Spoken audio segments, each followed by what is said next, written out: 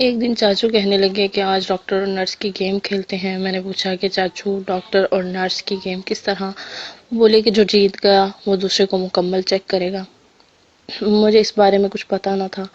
میں نے سوچا کہ نہیں گیم ہے، اس لیے میں مان گئی اور چاچو کے ساتھ گیم کھیلنے لگی۔ پھر وہ گیم چاچو جیت گئے۔ چاچو نے مجھے وہیں بیڈ پر لٹایا اور میری شرٹ اٹھا کر میرے پیٹ پر ہاتھ پھیرنے لگے۔ کچھ دیر بعد چاچو نے میری آنکھوں میں آنکھیں دیکھتے ہوئے کہا کہ اب میں تمہاری پنکی کو چیک کرتا ہوں کہ اسے بخار تو نہیں۔ پھر چاچو نے ہاتھ اندر ڈال کر میری پنکی کا منہ۔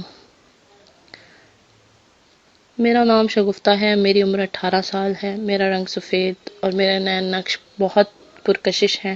مجھ پر نئی نئی جوانی کی بہار چڑھ کر میری انگ انگ پہ اپنا جوش پیدا کر رہی تھی اور پھر دھیرے دھیرے اس کا رنگ مجھ پر چڑھنے لگا اور اب اس عمر میں مجھ پر مکمل بہار چھا چکی تھی اور اس وجہ سے میں جہاں بھی جاتی لوگ مجھے ٹھنڈی آہیں بھر کر دیکھتے تھے۔ بچپن میں ہی میرے والدین کا انتقال ہو چکا تھا۔ اس کے بعد میں اپنے اکلوتے چچا کے گھر رہتی تھی۔ میرے چچا کافی جوان تھے اور ایک اچھی طبیعت اور اچھی پرسنالٹی کے مالک تھے۔ کبھی کبھی تو انہیں دیکھ کر میں بھی ان کی اتنی دلکش پرسنالٹی پر فدا ہو جاتی تھی، مگر میری نظر میں ان کے لیے صرف عزت ہی عزت تھی، کیونکہ ایک تو وہ میرے چاچو تھے اور دوسری بات کہ میں اس وقت چھوٹی تھی، اس لیے مجھے ان سب چیزوں کا علم نہ تھا۔ پھر میں جیسے جیسے بڑی ہوتی گئی تو مجھے بھی آہستہ آہستہ معلوم ہونے لگا کہ کسی بھی جوان مرد کے آس پاس ہونا کسی بھی لڑکی کو دل کو اتنا سکون دیتا ہے، اور اس کے ساتھ ساتھ اکثر یہ بھی مجھے سننے کو ملتا کہ مرد کو تو بس شکار چاہیے ہوتا ہے، وہ کبھی بھی اس کی پرواہ نہیں کرتا کہ وہ شکار کس حیثیت سے اس کے سامنے موجود ہے، بے شک اس کا شکار کے ساتھ اس کا کوئی بھی گہرا رشتہ ہو۔ پہلے تو مجھے ان الجھی ہوئی باتوں کی سمجھ نہیں آتی تھی، مگر جیسے جیسے میں جوان ہوتی تو باہر کے لوگوں کے ساتھ ساتھ مجھے تو اب ایسا لگتا تھا کہ میری یہ بھرپور جوانی میرے لیے اتنی ہی اپنے ہی گھر میں بھی محفوظ نہیں ہے۔ لیکن میں ہر وقت کوشش کرتی تھی کہ میرا لباس ایسا ہو جس سے کوئی بھی مجھے غور سے نہ دیکھ سکے، اس لیے میں ڈھیلے ڈھالے کپڑے پہنتی۔ مگر اب تو مجھے میرے چاچو پر ہی شک ہونے لگا تھا، حالانکہ ان کی شادی تو 2 سال پہلے ہی ہو گئی تھی، مگر ابھی تک ان کا کوئی اولاد نہیں ہوئی تھی۔ میرے چاچو میری کافی قریب تھے اور ہر وقت مجھ سے بات چیت کرتے رہتے، لیکن دوسری ہی طرف وہ میری چچی یعنی اپنی بیوی سے بس نارمل طریقے سے ہی پیش آتے تھے۔ وہ چاچی کے لیے کبھی کچھ بھی نہ لاتے، مگر میرے لیے وہ بہت سی چیزیں لاتے تھے اور میرا کافی خیال بھی رکھتے تھے۔ میں بھی یہی سمجھتی تھی کہ میں ان کی چھوٹی بھتیجی ہوں، اس وجہ سے ہی میرے چاچو میرا اتنا زیادہ خیال رکھتے ہیں۔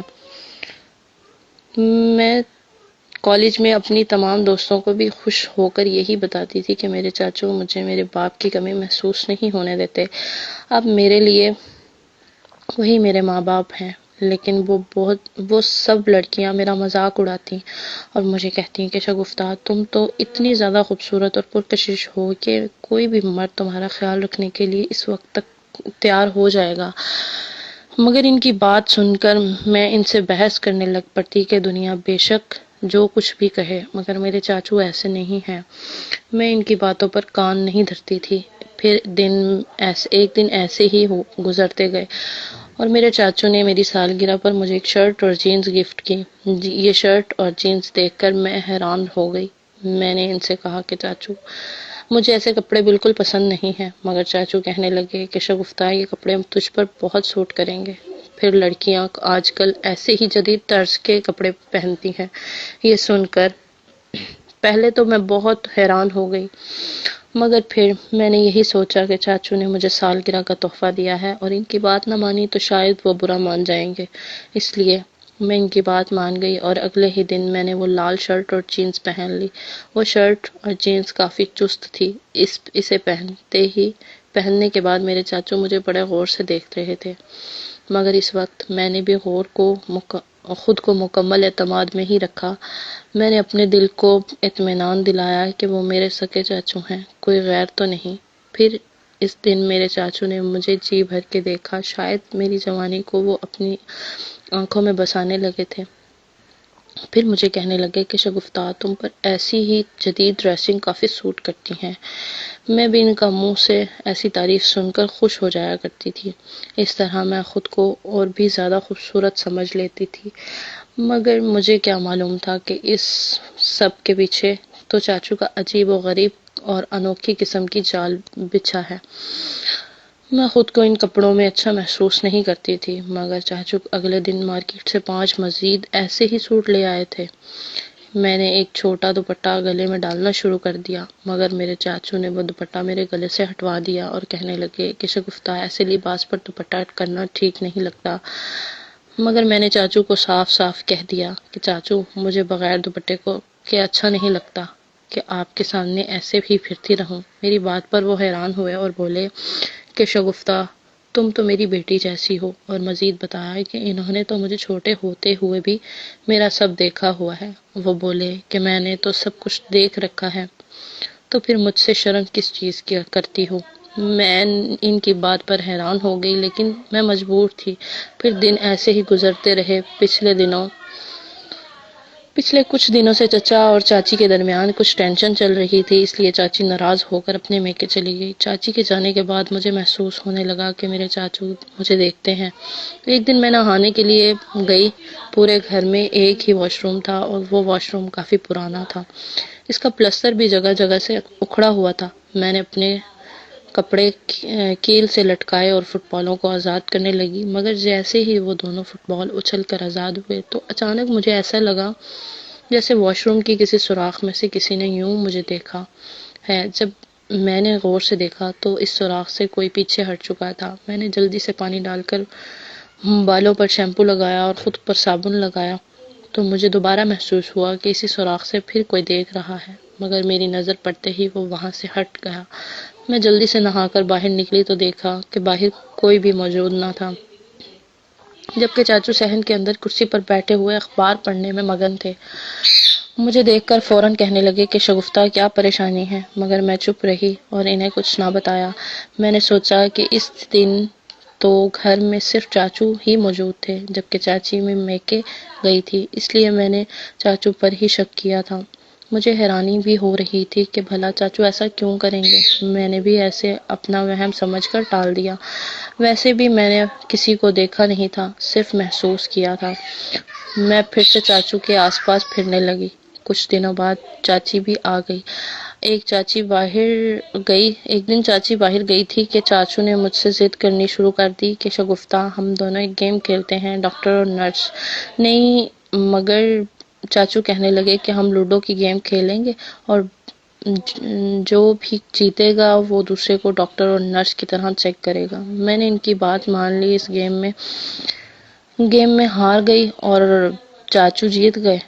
وہ کہنے لگے کہ شگفتہ اب تجھے چیک کرنے کا ٹائم ہے۔ میں نے ان سے پوچھا کہ آپ بھلا کیسے چیک کریں گے؟ وہ کہنے لگے کہ مان لو کہ تمہارے پیٹ میں تھوڑا تھوڑا درد ہے تو میں پیٹ پر ہاتھ پھیر کر چیک کروں گا۔ یہ سن کر میں پہلے تو کبھی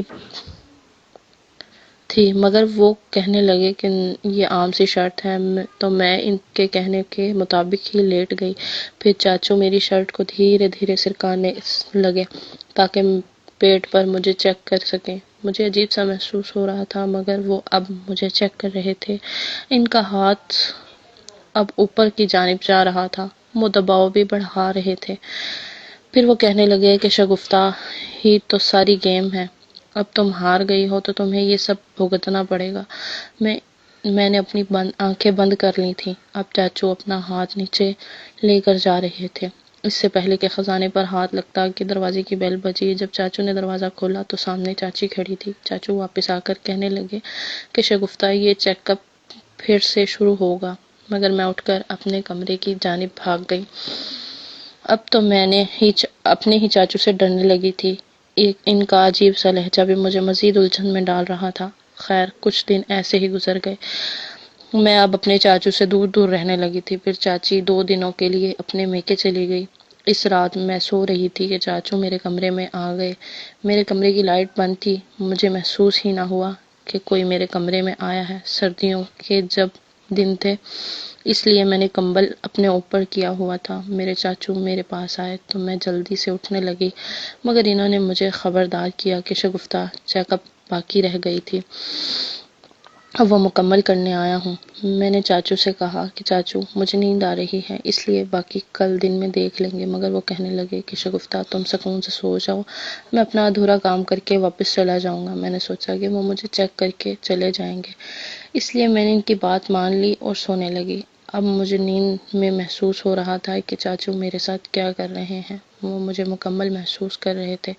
پھر چاچو کا ہاتھ خزانے کی دیگ پر لگا تو میں نیند میں چلانے لگی، مگر چاچو نے مجھے ایسے کرنے سے روک دیا۔ پھر وہ مجھ پر حاوی ہوتے گئے اور میں کچھ بھی نہ کر سکی۔ میری جوانی کو چاچو نے اپنی خواہشات تلے رون دیا۔ میں کہنے لگی کہ چاچو یہ سب ٹھیک نہیں ہے، مگر وہ میری بات سننے بغیر اپنا کام کرنے لگے اور کہنے لگے کہ شگفتہ اس چیک اپ کے بارے میں کسی کو بھی علم نہ ہو، نہیں تو پورے خاندان میں تمہاری ہی بدنامی ہوگی۔ میں بھی چاچو کی بات سن کر اپنا منہ بند کر چکی تھی۔ وہ رات میری ایسی ہی گزری۔ پوری رات چاچو اس بھری ہوئی دیگ میں سے خزانہ نکالتے رہے۔ اگلی صبح چاچو نکالا ہوا خزانہ اٹھا کر فاتحانہ قدموں سے اپنے روم میں چلے گئے اور مجھے میری دوست کی وہ باتیں یاد آنے لگیں کہ میں اس گھر میں محفوظ نہیں ہوں، لیکن میں اس وقت انہیں برا بھلا کہتی تھی، مگر آج تو میرے چاچو نے ہر حد پار کر دی۔ اب چاچو ہر روز ہی میرے گھر کا کام کرتے۔ کچھ دنوں بعد میری چاچی واپس آ گئی اور میں نے بھی سکھ کا سانس لیا کہ چلو اب میں بچ جاؤں گی۔ چاچی میری ایسی حالت دیکھ کر کہنے لگی کہ شگفتہ تجھے کیا ہوا ہے، تیرا چہرہ اتنا مرجھایا ہوا کیوں ہے؟ مگر میں نے بہانہ بنا دیا کہ چاچی میری طبیعت کچھ ٹھیک نہیں ہے۔ چاچی نے یہ بات چاچو سے کہی کہ شگفتہ کی طبیعت خراب ہے، اسی لیے اسے کسی اچھے سے ڈاکٹر سے چیک کرایا جائے۔ میرے چاچو بھی تیار ہو گئے اور بولے کہ وہ مجھے خود لے جائیں گے، مگر میں تو ان کے ساتھ کسی بھی صورت نہیں جانا چاہتی تھی۔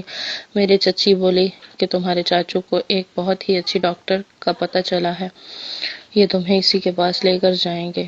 آخر میں بھی کتنی دیر تک ضد کرتی، اگر میں زیادہ ہی ضد کرتی تو شاید چاچی کو بھی شک ہو جاتا۔ اس چیز سے بچنے کے لیے میں نے ہاں کر دی اور چاچو کے ساتھ اکیلے ہی باہر نکل پڑی۔ چاچو مجھے آگے بیٹھنے کا کہا، میں چپ چاپ ان کے ساتھ بیٹھ گئی۔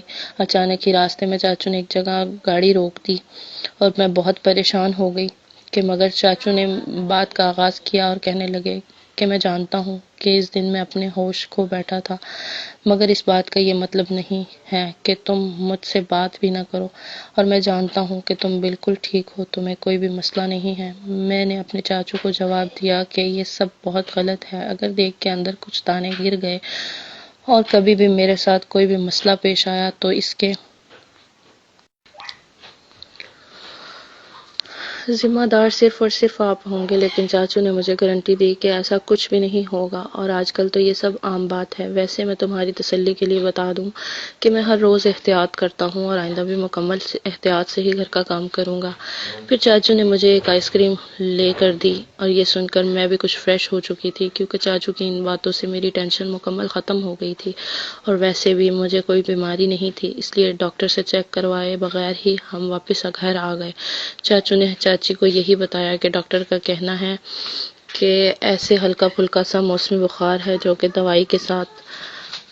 دوائی کے بغیر ہی 1-2 دنوں میں ٹھیک ہو جائے گا۔ میری چاچی بھی میرا خیال رکھنے لگی، مگر میرے چاچو نے اپنی عادتیں نہ چھوڑی اور وہ ہر روز ہی خزانہ لینے میرے پاس آ جاتے۔ میں بھی ان کے گھر رہتی تھی، یہی ایک بات ہمیشہ مجھے انکار کرنے سے روکتی تھی۔